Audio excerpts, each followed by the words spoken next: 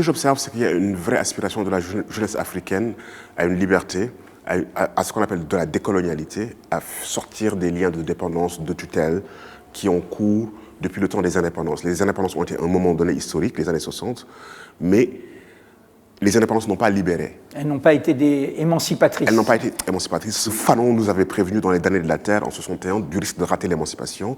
Et nous avons reproduit des structures institutionnelles. Et nous sommes pris dans des relations asymétriques, épistémologiques, économiques, de tutelle avec l'ancien colonisateur. Et ce désir de finir cette phase-là, de parachever l'œuvre de la décolonisation est légitime et normal. La question, c'est comment le faire. Et c'est là où tout se joue. Et de mon point de vue, c'est que fondamentalement, que vaut le rêve de Rome si Rome n'est pas libre?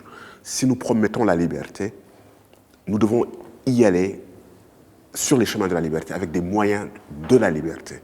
Et aucune liberté ne se gagne dans une forme d'oppression. Et je trouve qu'il y a une contradiction fondamentale, si nous voulons la liberté, d'y arriver par des moyens qui justifient l'horizon, mais qui ne sont pas eux-mêmes des moyens de liberté. Et c'est ça notre grande exigence. Nous devons y arriver par de la démocratie, fondamentalement, approfondir les processus de participation, d'inclusion, de liberté de presse, de possibilité de mettre l'intelligence collective au service de tout le monde, et ne pas écouter les sirènes autoritaires qui nous promettent que ce sont les voies les plus rapides pour accéder à des formes de liberté. Ce sont des voies qui, finalement, toujours trahissent les promesses qu'elles font. Et c'est ça que l'histoire nous enseigne.